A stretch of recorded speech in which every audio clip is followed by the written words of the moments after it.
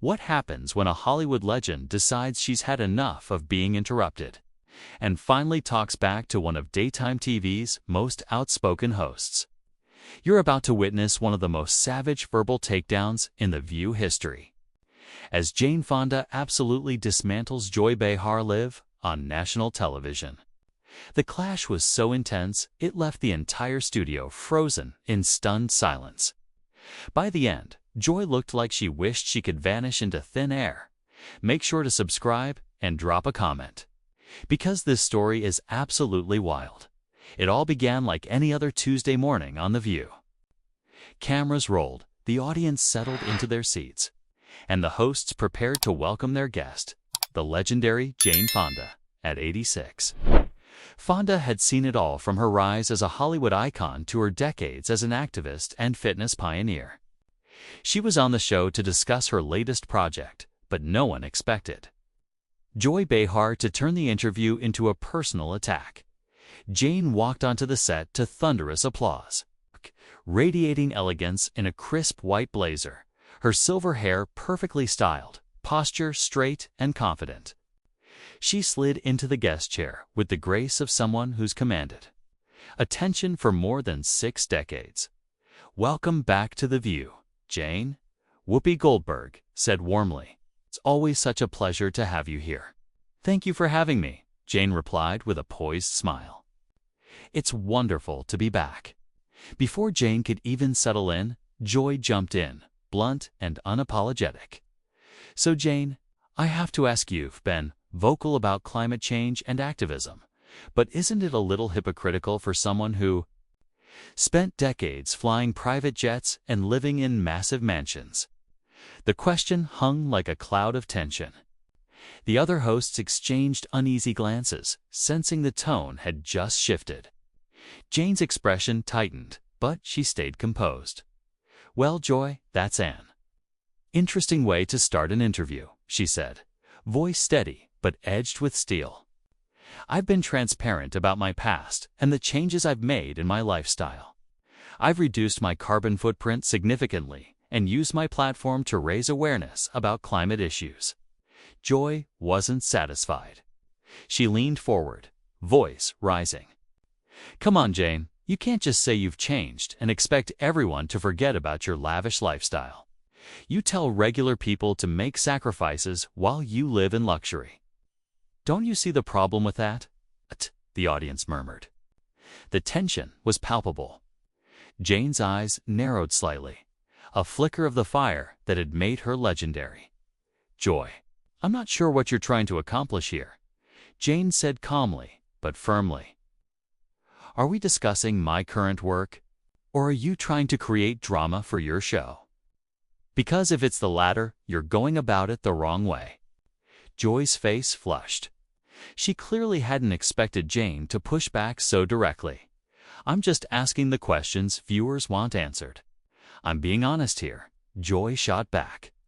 Jane cut in, voice rising with authority. "No, Joy, you're being rude and confrontational. There's a difference between honest journalism and what you're doing right now." The studio was silent. The other hosts looked like they wanted to intervene, unsure how to handle the tension. Whoopi's expression was unreadable, ready to step in if needed. Feeling cornered, Joy tried to regain control. "I'm sorry if you can't handle tough questions, Jane, but this is The View. We don't do softball interviews here." That was the spark. Jane sat up straighter, eyes blazing, reminding everyone why she had been such a commanding presence for decades. "Tough questions." Jane's voice cut through the air like a whip. "Joy, you call that journalism? You ambushed me with poorly researched accusations without giving me a chance to respond. That's not tough journalism, that's tabloid sensationalism." The studio held its collective breath. Jane Fonda had officially had enough. Everyone watching knew. They were witnessing a masterclass in verbal precision and authority. Joy opened her mouth to respond, but Jane wasn't finished.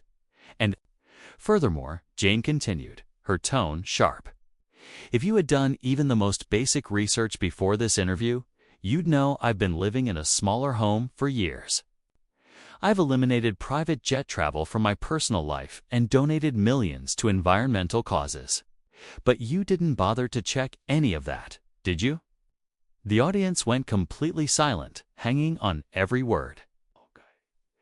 Joy Behar looked genuinely stunned. She hadn't expected Jane to fight back so forcefully. She stammered, trying to regain control. "Well, I think our viewers deserve to know about these contradictions," Joy said weakly. Her confidence visibly shaken, Jane leaned back slightly, a faint, controlled smile tugging at her lips. "What our viewers deserve, Joy, is honest, respectful dialogue, not whatever this performance is supposed to be." The word performance hit Joy like a slap. Her face drained of color, and she glanced around at her co-hosts, searching for backup. But no one met her eyes. Jane Fonda's gaze held her alone. "I don't know what you're implying," Joy said, voice rising defensively. "I'm not implying anything," Jane replied coolly. "I'm stating it directly. You're performing right now, trying to manufacture conflict where none exists. It's beneath both of us." Joy was rattled. She had entered this interview thinking she could intimidate a Hollywood icon. Instead, she was being systematically dismantled by someone who had faced far tougher opponents than a daytime TV host. "Look, Jane, I'm just trying to hold you accountable for your actions." Joy insisted. Jane let out a small, condescending laugh. "Hold me accountable, Joy. You're a talk show host, not a prosecutor. And even if you were, you'd need your facts straight before making accusations." The tension in the studio was palpable. Cameras rolled, capturing every moment of Joy's humiliation as Jane methodically exposed the weaknesses in her attack. Finally, Whoopi stepped in, sensing the interview was spiraling out of control. "Maybe we should move on to talking about your new project, Jane." But Joy, desperate to save face, ignored the lifeline and doubled down. "No, wait," she said, hand raised. "We need to address this properly, Jane. You've built a career being controversial from your time in Vietnam to your political stances. So why are you so sensitive now when someone questions you?" The audacity of that statement froze the studio. Jane's expression shifted from annoyance to genuine anger. She had been trying to keep things civil, but Joy had crossed a line. "Sensitive." Jane's voice dropped to a dangerous, controlled quiet. "Joy, you clearly don't understand the difference between being controversial and being ignorant. What you just said proves you have no idea what you're talking about." Emboldened by what she thought was momentum, Joy pressed forward. "I'm talking about your anti-war protests, your comments about American soldiers. You can't just rewrite history, Jane." The studio fell into dead silence. Even the crew behind the cameras seemed frozen. Jane sat perfectly still for a moment. When she finally spoke, her words carried the steel edge of someone who had faced far more formidable opponents than a talk show host. "Joy," she said slowly, deliberately, "I'm going to give you one chance to retract that statement and apologize. What you just said is not only factually incorrect, it's deliberately inflammatory and disrespectful to me and to the veterans I've worked with for decades." But Joy, blinded by arrogance and panic, made yet another misstep. "I don't need to apologize for stating facts. Your actions during Vietnam are well documented." Jane rose slowly from her chair. For a moment, it looked like she might walk off the set entirely. Instead, she turned, locking eyes with Joy. "Facts," Jane said, her voice controlled but deadly serious. "Let me give you some facts, Joy. I spent 2 years visiting wounded veterans in hospitals. I've worked with veteran organizations for over 50 years. The room held its breath. Jane Fonda wasn't just defending herself, she was schooling an entire studio on integrity, accountability, and truth. "I've apologized repeatedly for any pain my actions caused," Jane continued, her voice calm but edged with steel. I've dedicated significant portions of my life to supporting our troops. But you wouldn't know any of that because you didn't bother to research before opening your mouth. Joy's face had gone completely pale. She was realizing she'd stepped into quicksand, but instead of stopping, she flailed, digging herself deeper. Well, that may be true, but the perception is still there, Joy stammered. The perception.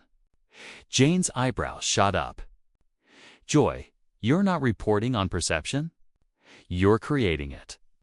You're spreading misinformation, then hiding behind the excuse that it's what people think. Sarah Haynes finally found her voice. Maybe we should take a commercial break. No, Jane interrupted firmly, holding up her hand. I think we should finish this conversation. Joy started it. So, let's see it through. Joy looked like a deer in headlights. She had expected an elderly actress to crumble under pressure, but instead, she had awakened a force of nature who was now systematically dismantling her credibility in front of millions. Joy, Jane continued. Her voice measured but deadly serious. You have a platform that reaches millions of people every day. With that platform comes responsibility. You can't throw around accusations and half-truths just because it makes for good television. I wasn't throwing around accusations. Joy protested weakly. Yes, you were, Jane shot back immediately. From the moment I sat down, you've been making statements without basis, asking loaded questions, and now trying to relitigate history you clearly don't understand. This isn't journalism, Joy. This is a hit job. The other host looked mortified. Sunny host stared at her hands, visibly uncomfortable. Whoopi calculated how to end the disaster, while Sarah sat frozen in shock. Joy, now completely out of her depth, made one last desperate attempt. I think you're overreacting, Jane. This is just a normal interview.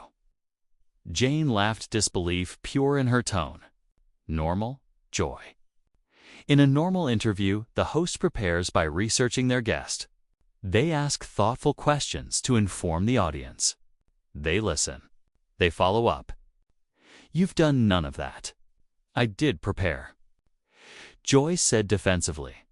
No, you didn't, Jane replied firmly. If you had, you'd know I've spent the last decade working on climate documentaries, been arrested multiple times for environmental protests, and funded renewable energy projects. But instead of discussing any of that meaningful work, you chose to ambush me with tabloid-level gossip. Joy's mouth opened and closed like a fish out of water. She had nothing to say. Jane's words cut through the tension, and the audience felt it in every nerve.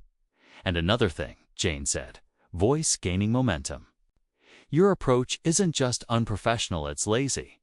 You could have had a fascinating conversation about the intersection of entertainment and activism. How Hollywood has changed over the decades or the challenges facing older women in the industry. Instead, you manufactured fake controversy because you think conflict equals good television. The studio was silent, the weight of Jane's words pressing down. Some audience members nodded. Others squirmed at witnessing such a thorough dismantling. Joy finally found her voice, barely a whisper. No, Joy, Jane said, sitting back but never breaking eye contact. You were trying to score cheap points at my expense. There's a huge difference. The impact of Jane Fonda's words settled over the studio like a heavy blanket. Joy looked smaller, somehow deflated, defeated. She had entered this interview thinking she would expose hypocrisy, and instead, she exposed her own lack of preparation and professionalism. The way you've conducted this interview, Jane continued, her voice cold and precise, says far more about you than it does about me. You've shown your viewers you're more interested in creating drama than having meaningful conversations with your guests. Joy tried once more to defend herself, but it was clear she had no ground left to stand on. Jane tilted her head slightly, a gesture both elegant and subtly condescending. Joy, there's a difference between tough questions and rude behavior, she said, voice steady, carrying unmistakable authority. Tough questions are researched, relevant, and asked with respect. What you've been doing is combative for the sake of being combative. The silence that followed was deafening. Joy sat frozen, struggling to process how thoroughly she had been outmaneuvered. But Jane wasn't finished. Decades of experience dealing with hostile interviews, demanding directors, and high-pressure situations had prepared her for this moment, and now she was delivering the final, crushing blow. "You know what the real tragedy is here, Joy?" Jane continued, calm but steel-edged. "You had an opportunity for a real conversation with someone who has lived through 7 decades of American history, seen the entertainment industry evolve, and stood on the front lines of social movements. Instead, you wasted everyone's time with this performance." Joy's face drained of color. She glanced desperately at her co-hosts, but they all avoided her gaze. She had dug this hole herself, and no one was going to pull her out. "I think maybe we should move on," Joy said quietly. Her earlier bravado evaporated. "Oh!"